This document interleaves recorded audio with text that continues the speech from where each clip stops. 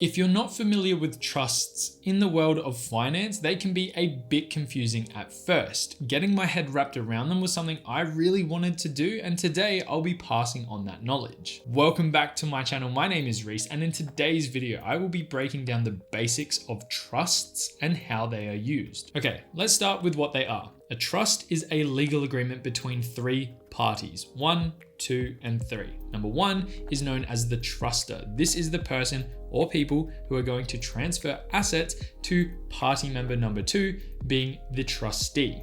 Their job is to manage all of these assets on behalf of the third party, which is known as a beneficiary. These assets that I speak of can be a wide range of things. Some more common ones definitely include cash, stocks, property, and other types of real estate as well. Where, like I mentioned just a moment ago, that second party member, being the trustee, is responsible for managing those assets in accordance with the trust agreement. They do this by making decisions on behalf of the third party, being the beneficiary. It's also worth noting as well that the trustee has a duty to act in the best interest of the beneficiary as well, which means they need to make careful and smart financial decisions with those assets. From there, the trust's terms will tell a beneficiary how they are able to access the benefits from that trust as well, where the overarching goal here is that the beneficiary gets something out of that trust. That's why it's been set up. So like I say, the trust agreement will detail how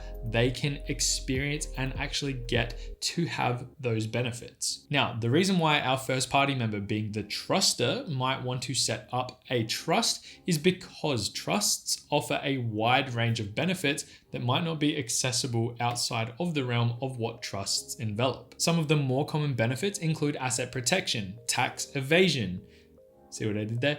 It's actually termed tax savings, and finally flexibility in managing and distributing assets, which I'll touch more on later in this video. And in some circumstances, they can be used for beneficiaries who are unable to manage their own affairs. For example, they can be used to manage and distribute assets after the death of a loved one, where a trust can be used to hold the asset for a minor, where they would be the beneficiary until they come of age. This would come under the heading of estate planning. A trust can be used to protect assets from creditors, lawyers, and other risks as well. As an example, a trust could be set up to hold the assets for the benefit of a business owner, which can help protect them from creditors if their business were to experience financial difficulties. This would come under the heading of asset protection. A trust can also be used to minimize taxes on the transfer of assets. For example, like I mentioned just before, again, a trust can be used to hold an asset for a beneficiary, which can allow that asset to grow in value tax-free until it is eventually distributed to that beneficiary, which can be used as a clever way to reduce the tax that would need to be paid on those assets at the time of their release or sale, which this would come under the heading of tax management. And then finally, trusts can also be used to manage and hold investments, where trustees would be responsible for making investment decisions on behalf of the beneficiaries, and this would come under the heading of investment management. Now, depending on your specific needs, there are lots of different types of trusts that you can use, which will all vary and provide a variety of purposes. For example, a revocable trust will allow the truster to hold control over that trust and make changes as they see fit over the life of that trust's existence. On the other hand, there are irrevocable trusts where changes cannot be made once the trust agreement is set in stone. And my last example for today's video is a testamentary trust, which is often created through a will and takes effect once the truster passes away. Just note as well that there are lots of different types of trusts. I've just gone over a few of the more common ones. It's worth looking at the full list and understanding what each one is capable of doing for your needs, and to get a better understanding, a simple Google search would probably get you on your way. Otherwise, speaking to an accountant is probably a good idea as well. So then, how would you go about creating one? It can be a complex process, so it's important that you seek legal financial advice to make sure that whatever you put in place meets your specific needs, because it's important to get this type of stuff right. The three places that I would be approaching to set one up would be a bank's trust department, an accountant, or a lawyer / a solicitor. They are the types of people that you'd want to be speaking to to get the ball rolling. In simple terms, to create one, you will need to transfer ownership of specific assets to a trustee that you will pick, and you will also pick a beneficiary as well, or many beneficiaries. You can have more than one.